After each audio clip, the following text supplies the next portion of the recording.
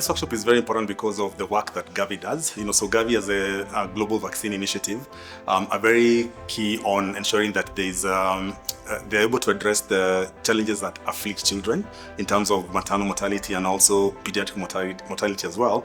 And of course, digital health has been shown to improve healthcare. And so combining Gavi's mandate as a global body that is interested in providing vaccines, particularly for children, but also for adults as well, combining that with technology and data means that we can actually bring down mortality and of course improve vaccine preventable diseases as well. Gavi, together with alliance partners, WHO, UNICEF, the Gates Foundation, and the World Bank, thought through bringing together the immunization as well as digital health focal points in the countries we support to have the same conversation around priorities as well as an approach to strengthening digital health in the countries that we support. I'm quite excited to be joining this workshop as it aligns with the regional digital health framework and agenda for WHO Afro, whereby it makes it concrete. It gives us high impact areas that we can focus on. So immunization has become one of those areas that bridges the entry point into all the other programs.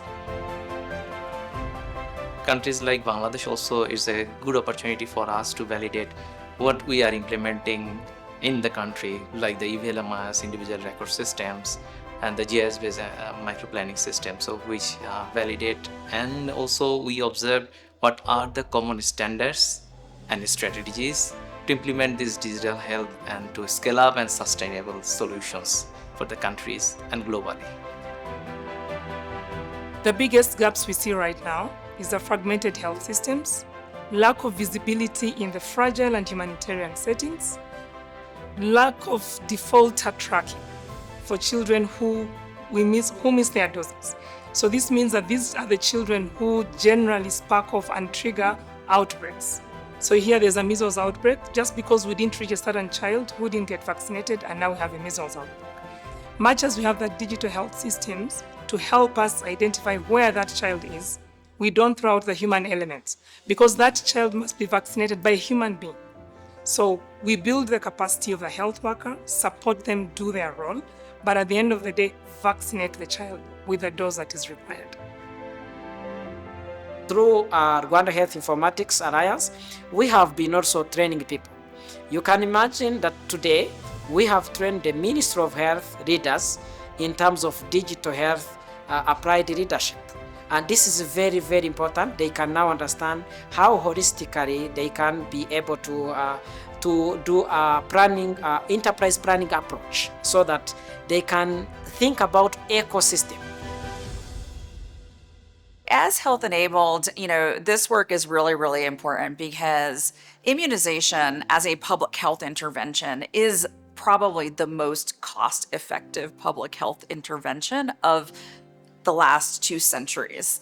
And as a result of that, we have this really privileged opportunity to leverage our digital health expertise and over 20 years of experience in designing and implementing digital health interventions, our work on the Global Digital Health Monitor to strengthen the ecosystem for digital health to maximize improved immunization outcomes.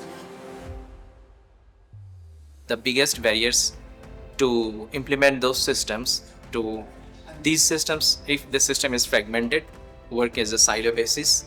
So there is a question about sustainability and the scalability. To reduce those barriers, the system should have interoperable. The system should have shared the common data standards and health architectures. The second barrier, I could say, is the government ownership, lack of government ownership, and all the systems should have run by the government, though the very little technical support from the partners and technical agencies.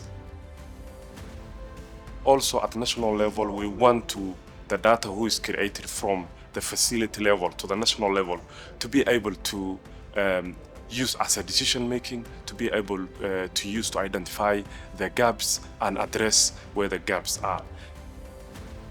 So again, digitizing immunization systems provides a entry point to strengthen primary health care. And one of the things as UNICEF that we do is use immunization investments to identify zero-dose children, zero-dose communities. Immunization, with the way that it works, with the micro-targeting, that last-mile approach does provide a window into communities, into households that allow us to bring in a integrated set of interventions. Gavi has what it calls 6 priority areas for digital health that was crafted within 5.0. The first element for our digital priority areas is in terms of reaching zero-dose and unimmunized children. We're also thinking about digitally enabled supply chain systems. We're also looking at effective use of subnational data. The fourth element would be around vaccine confidence and also enhancing digital solutions for that. The fifth is around electronic vaccine preventable disease, use of electronic data for vaccine preventable diseases. And lastly also is in terms of real-time monitoring for campaigns. We did focus on digital health information systems in Gavi 5.0. And the lessons that we have learned, we are taking into Gavi 6.0, starting from 2026 through to 2030, to improve countries' capacities to implement the broader digital health activities and interventions. So what WHO has done, what we do is to support countries develop a national health strategy. So that becomes the blueprint for everything else that then happens. So with the national strategies, we are also guiding currently digital health strategies in the whole region. So everything then becomes embedded in those strategies. As we see countries allocating 1 to 1.5 to 2% of their total health expenditure to manage the information required for their successful delivery, these are good indicators that there's a sustainable need or a demand-driven need for these types of investments so that those programs can function. Independent of that, the World Bank is still a committed financing partner to support governments and some of the lending operations and programs that we do to help these programs deliver better services to citizens. Africa in Kigali is doing partly with Global Fund support as well as several other partners supporting to have a regional standards and interoperability lab, which is a place that both countries and private sector vendors can test their software against these regional standards. Private sector who actually do things on a fee-for-service basis have a role to play in terms of improving healthcare in Africa. So the public-private partnership framework is critically important, and Intelsat has been part of that for a long time.